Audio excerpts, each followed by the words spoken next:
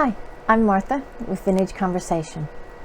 Today I've been fortunate enough to be allowed to join in a collaboration that is being hosted by Erin at the Collection Vintage and Carol at My Blessed Nest. What we're going to look at is thrifted vintage. Christmas thrifted vintage, to be exact. So all of the items you will see are definitely vintage, and I have thrifted them sometime in the past year getting ready for this Christmas. So I hope you will enjoy the items that I have, and we're just going to jump right on in.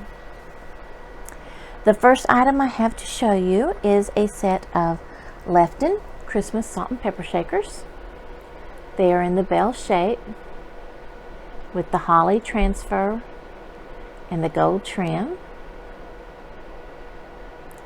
Now when I did some Lefton 50th anniversary, golden anniversary salt and pepper shakers, it seemed like what I learned from them is that the numbers help to indicate the year they were made. And the numbers on these are 07955. So I'm thinking these are 1955 salt and pepper shakers. If I am wrong, please let me know, because I have not researched it that in depth. And let me just tell you one of the things that I so much love about the vintage Christmas items. It's that they were used by people in celebration. People were happy, they were together with their families, hopefully. Children looked at them, and like I did, although not in 1955, I wasn't born until 63, but looked at them and admired them afar and wanted to touch them and hold them and love them, saw them twinkle in the lights. And that is why I am so drawn to the vintage Christmas. The happiness and memories that it invoke in me and represent for me is why I'm really into them.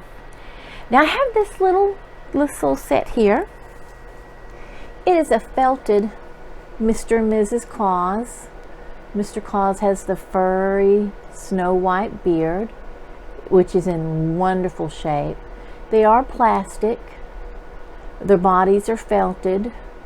Mrs. Claus even has the little fringed with the balls on it, the little you know, I've seen them so often on adult clothing in the 60s and stuff. Seeing them on Mrs. Claus, it just seems so funny. But I believe it's a Japanese piece. It's not marked, but the faces to me are reminiscent of what you see in the Japanese pieces representing Christmas. But they are just a dancing pair. Their little feet have a little spike that hook into these holes. And you know, I always thought when I found them, they were, let's see, who was on? One of them was on and the other one was off. And I took them both off to store them until Christmas time. And I wonder, do I have them upside? No, I don't. I know I have them the right way. But I don't know if they are complete. You see, Misty at Thrifter Junker Vintage Hunter has this Santa by himself in her personal collection at home that she uses to decorate with. So I'm thinking when she starts dragging Mr. Santa out at her house this year to decorate, I'm going to ask her what she knows about it, if anything, what time period she thinks it's from. I'm thinking 60s, maybe late 50s, but I really think early to mid 60s. And I could be wrong. Maybe this plastic, it's that hollow, soft plastic. You know, the kind of thin. It's not the hard plastic. It's the soft plastic, so it may be not as old as I think. Let me know what you think, and we'll ask Misty and see what she thinks about it. And here I have a pair of 1975 Fitz and Floyd candlestick holders.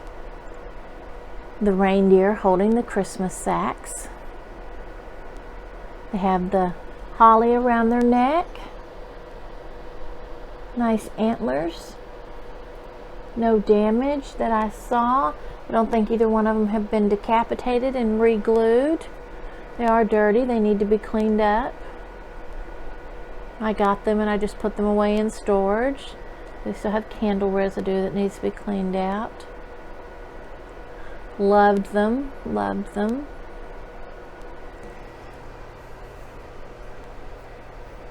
I think they're my first Fitz and Floyd Christmas item. Not 100% guaranteed of that, but I think they are. I think they are. I found this at the Goodwill just recently, as a matter of fact. This relish server.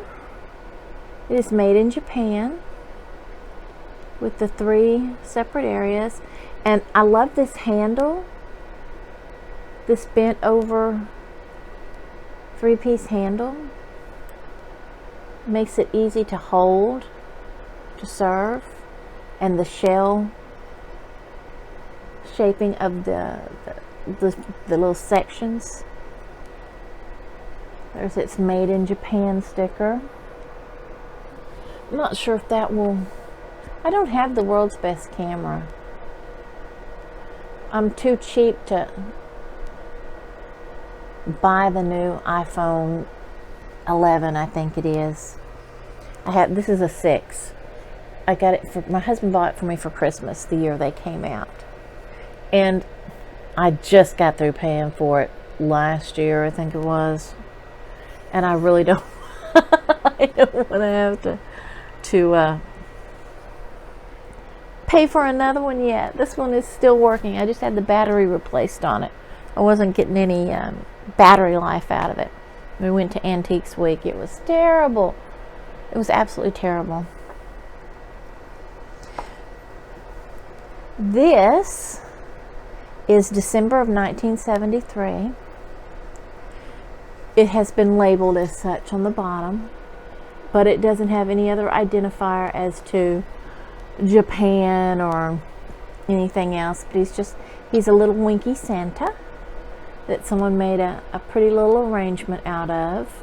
These are silk, so this is not an original arrangement that was made in him. In 73, it would have been a hard plastic poinsettia, as I recall from being 10 years old at the time. But his cold painted handle has peeled off quite a bit. But I still enjoy him very much, and unless I find some vintage poinsettia or other greenery, he's going to keep this as he sits on my shelf and celebrates Christmas. Oh, I have this little ornament, this little bauble. Look at that. He's just a little fat roly-poly Santa. Ah! And he does swing around. He is Hong Kong. So, he's a little vintagey. Got his little paper feet.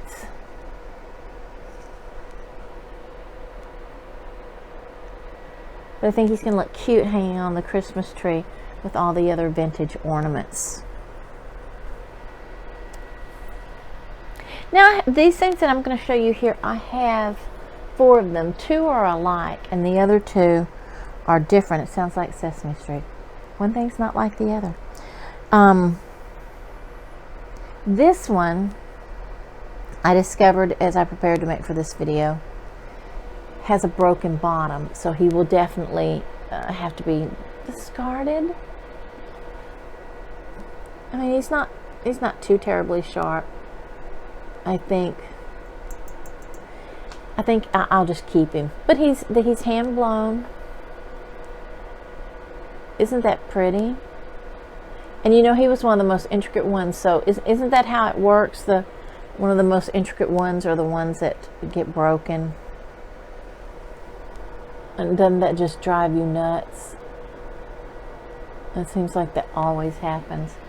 Now, they are in these boxes that appear to have gotten wet at some point.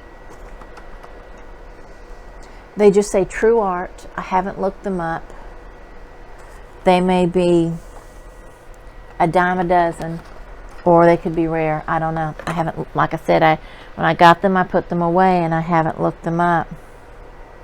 This one is a little more plain with just the blue at either end. He does have an indented, like a flat side here and here. And you can see he's got the pontil, I guess. He's smooth. He's not broken. And up here, see, it's molded right into a hanger.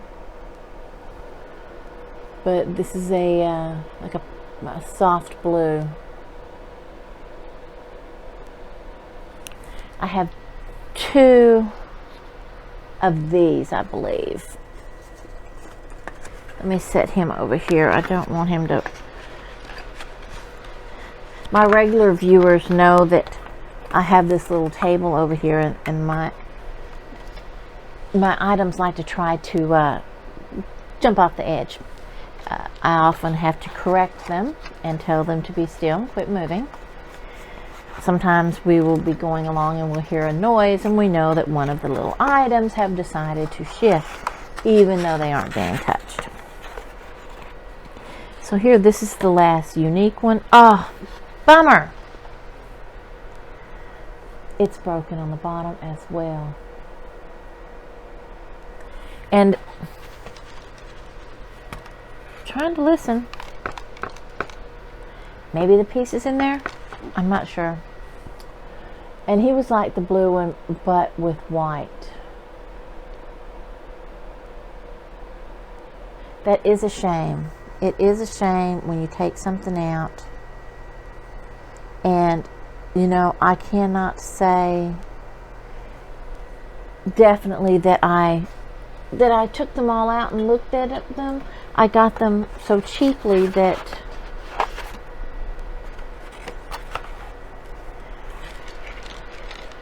something's rattling in it. I got them so cheaply, so inexpensively, that I'm not sure that I even opened them up and looked to see. So that's 1, maybe 2 out of the 4 that I will be able to sell, and then the other 2 I will just keep for myself, because I hate the idea of throwing them away. They're so lovely. I picked this up, and I know that, look out guys, I know it's not super old. I'm going to date it to probably the 80s or so, just because I recall the popularity of these type of items. Does have a barcode.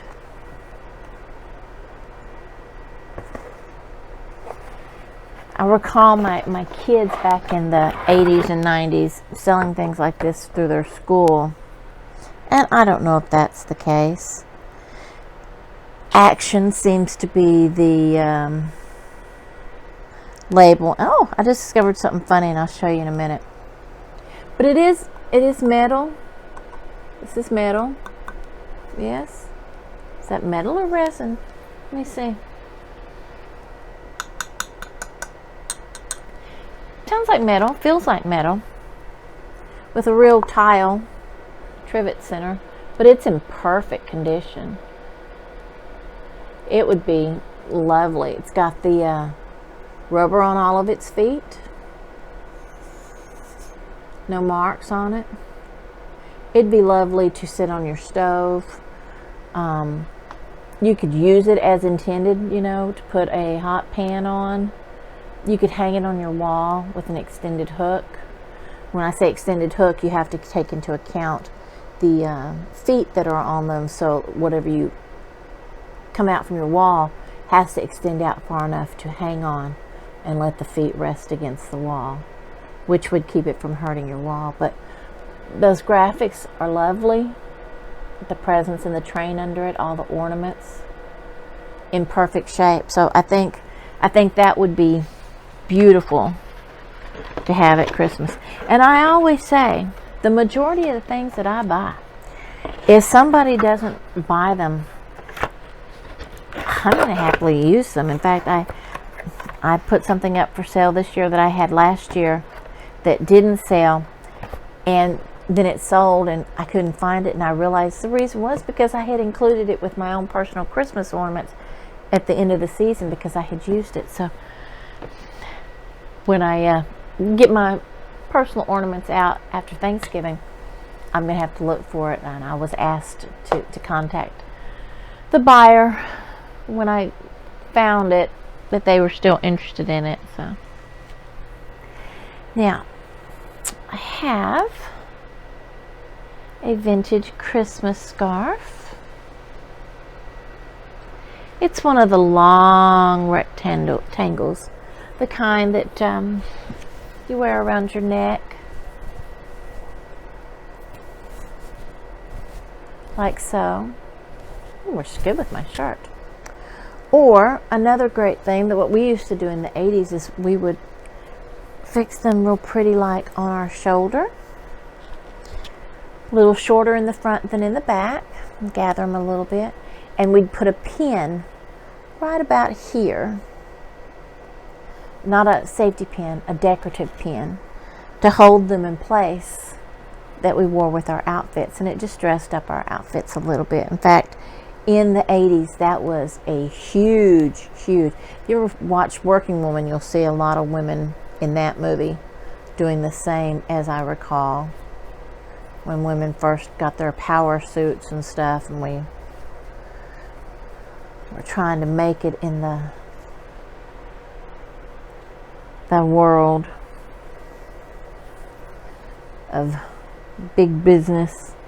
But it's gorgeous. It is a rolled edge. It is a rolled edge, hand stitched. It has the slanted stitching on one of these corners.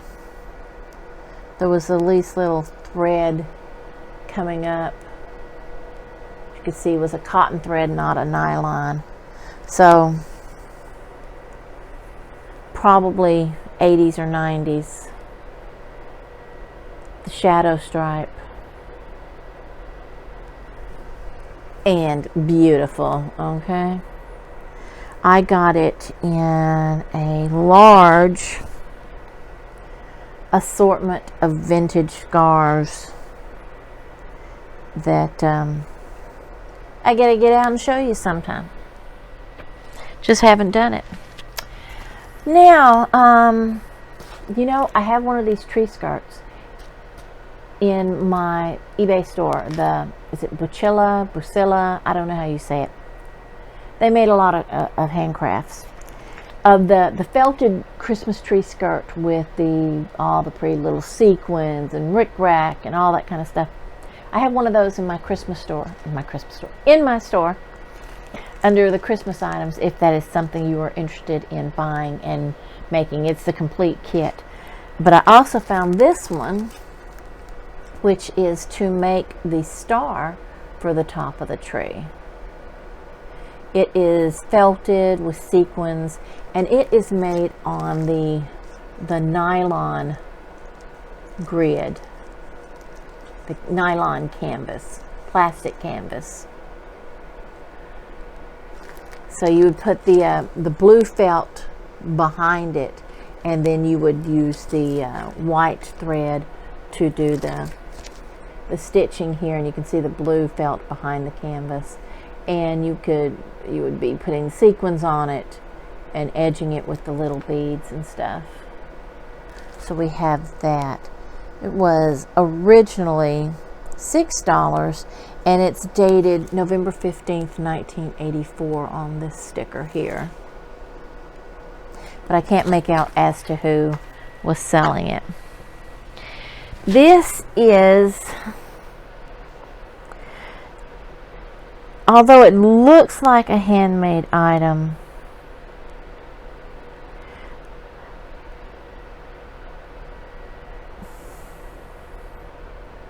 maybe it is, maybe it's not. It's a little large, and it's one of the things that I've always complained about, or have been complaining about, until I get my studio finished, where I have the wall, the design wall, to show you. It's a little bit hard to do so, but it is a vintage Christmas skirt. And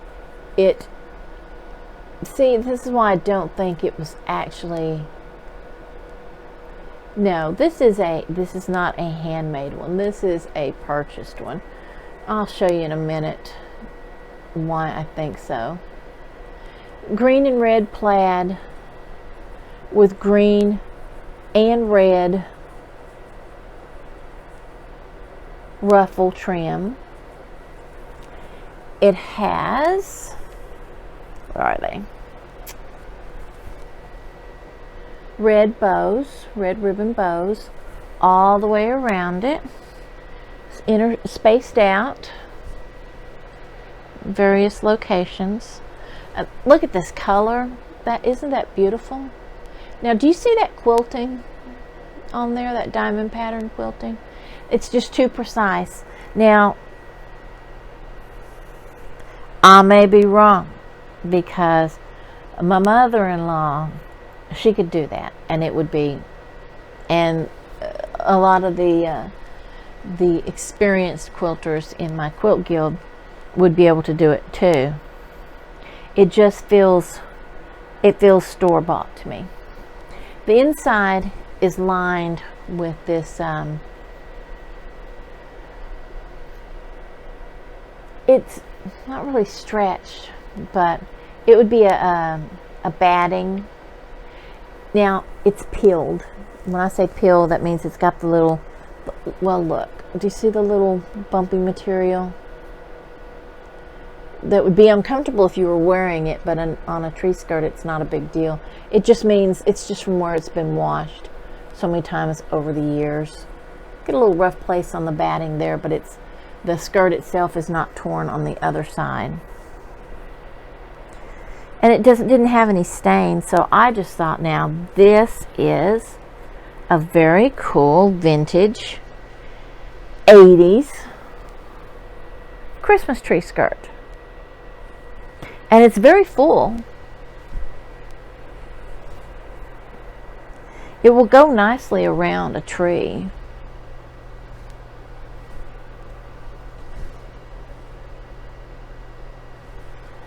And would look lovely. I just sold some of those cut and sew Christmas bear ornaments, which I made for my kids when they were young, the exact same ones.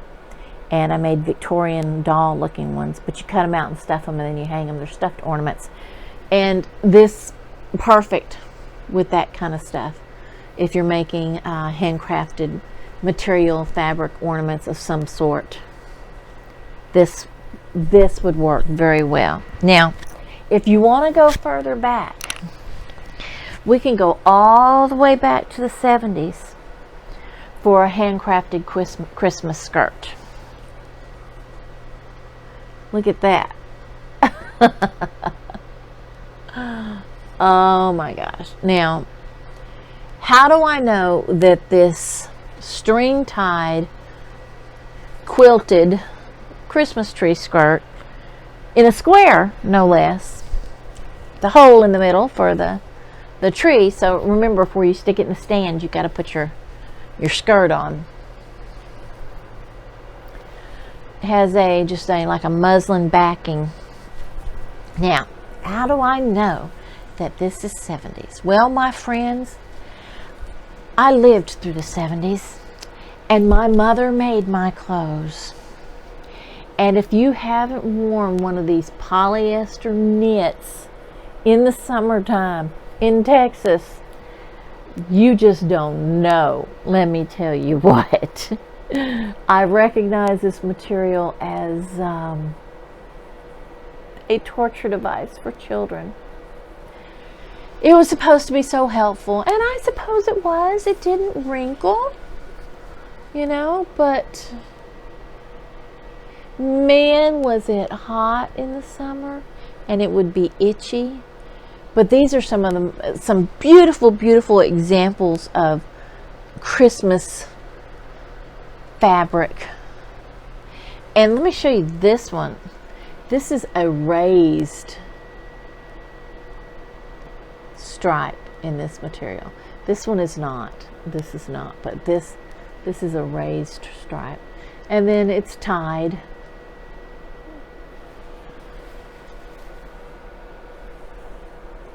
Lovely little holly trim along the edge for the binding.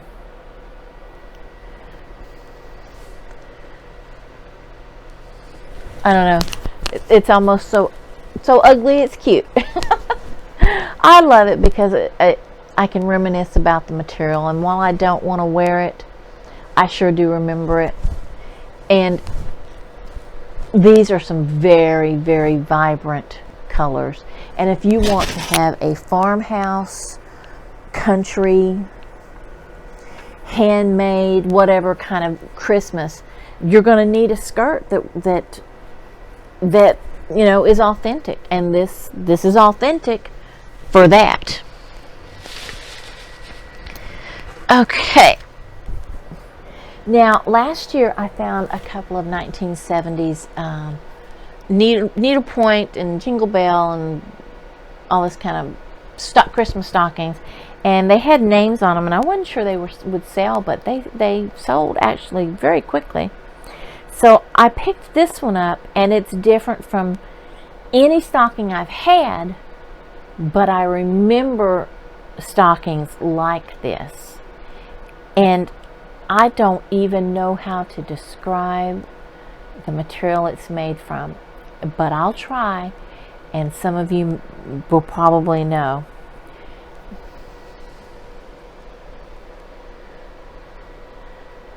Christmas 1972. There's Santa with his reindeer, and this stocking belonged to Chris. It's a parchment color with a red felt trim, and when you feel the material is like a parchmenty material. You can see where it's been folded before. I didn't get my iron out, but I feel like an iron probably, if you put it between, some material, might stretch it out. But it's got glitter details on the reindeer's antlers, green and red. And there's Santa cracking his whip and his sled. Someone has added the 1972 and the Chris. This looks older to me even than 72, because it reminds me of, frankly, it reminds me of a cowboyish Christmas. It may be, Ralphie from A Christmas Story, that sort of thing. But yeah, 1972 Christmas stocking in a parchment type material. Alrighty then. We are almost through. Now I have more vintage Christmas, but some of it I've already, shown to you guys, and I didn't want to bring it back and show it again. If you're interested in that, you can look at my previous haul that had, was it all Christmas? It may have been all Christmas. You'll know it when you see it because of the thumbnail. But it had a lot of Christmas in it, and it had some vintage Christmas in it. So I'm down to 2 things, and I don't know which one to end with. I really don't. One is much older than the other. Let's see. Oh, I'm so torn. Well, we'll just we'll do the older one first. No, we're gonna do the older one last. And I'll tell you why in just a minute. All right, this one I found in this vintage box. The cellophane is torn. It's from Sears, and it is a lighted treetop star. It says from Sears. But if you'll notice when you're looking at it, that it does not have a barcode. But the wiring on it seems fairly modern to me, but not, I don't know. I'm looking and it looks like it has a tag on it. Let me see. Where someone had it maybe in an antique booth, but it just says Sears lighted treetop star. And it was UL listed. None of these tags. It's got the little caution tags on it and stuff. And, you know, it's got that regular green plug where you can end to end, you know, piggyback the plug. So it's not, I don't know why it didn't have a barcode on it, honestly, especially from Sears.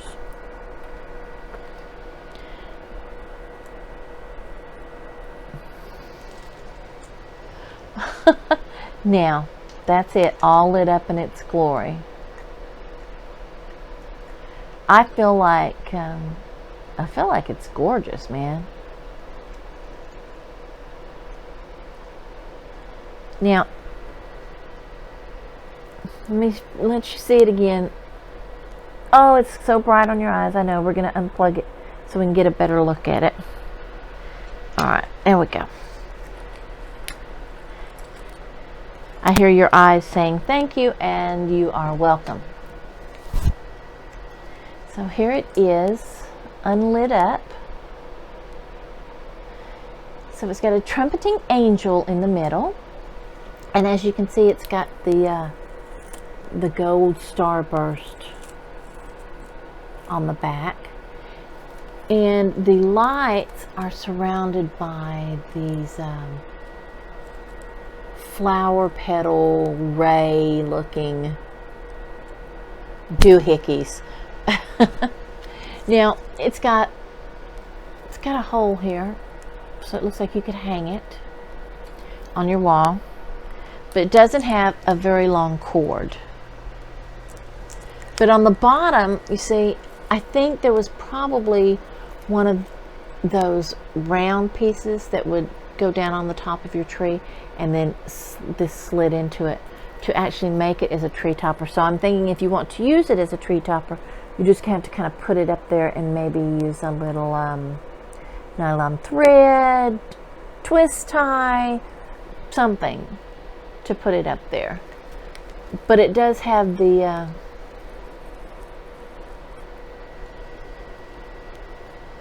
soft metallic on it. So I'm thinking 90s. Why it didn't have a barcode, I don't know. Your guess is as good as mine.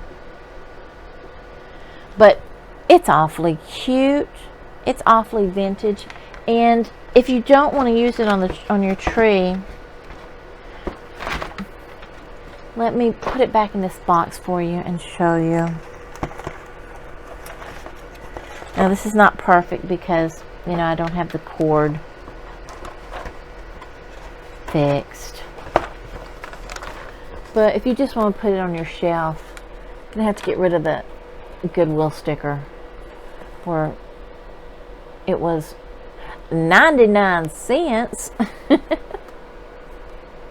And so it would look cute in the box. It reads older like this if you wanted to use it for a vignette decoration. Now, I just got this the other day, and it does have a couple of little things broken off. I'll show you. It is not perfect, but I had a friend look at it. He is an electrician, so he says it's definitely safe for me to use, and I'm going to keep him at least for a while because I am just in love with him. He's just too good. So, but anyway, what I was going to say was that he looked at the cord and the clear molded plastic plug that I will show you at the end. And he said, I don't know, I'm thinking 50s, maybe 60s. So, that's what he said. I don't know. Let me show you my new friend. Look at Rudolph. Look, red nose and everything. And is he not the happiest reindeer? Oh my gosh. Look at that. He is so happy. And his wreath lights up. Look at that. Just like the Christmas trees. Let me see. There, look. Isn't that precious? And oh, yeah, do you hear that? Look.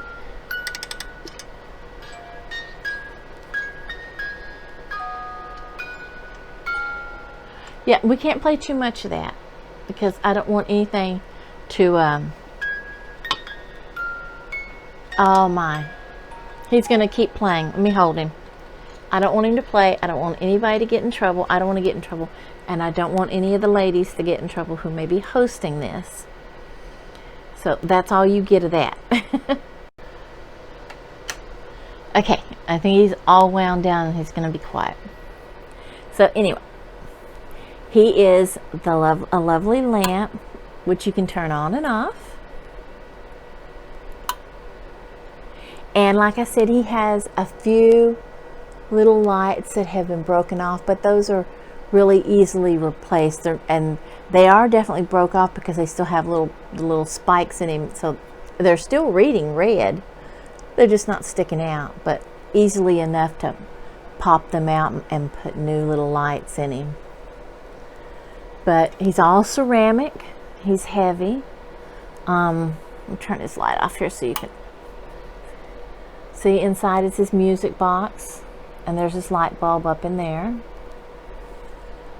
You wind him up, and his little music box is held on by 2 metal screws.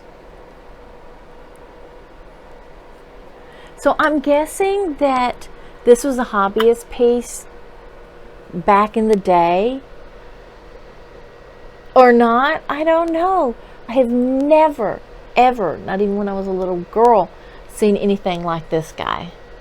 And he is just the perfect accompaniment to sit with my ceramic Christmas trees, with anybody's ceramic Christmas trees. He's the Christmas tree counterpart.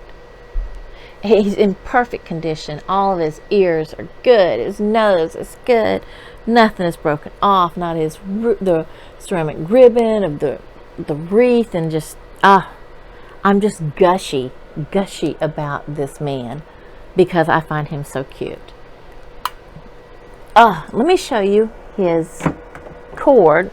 Let me see if I can get us a light back on here. There we go.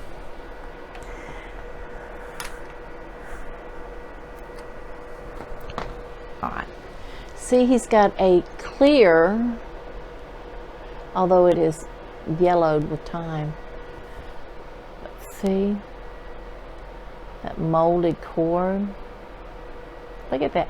Even that, to me, is fantastic looking. But he looked at him. He said, no, he's great. You know, like with any Christmas light, you don't want to go off leaving him running, you know. But he said, no, he's good. Plug him in. Enjoy him. I made my husband test it.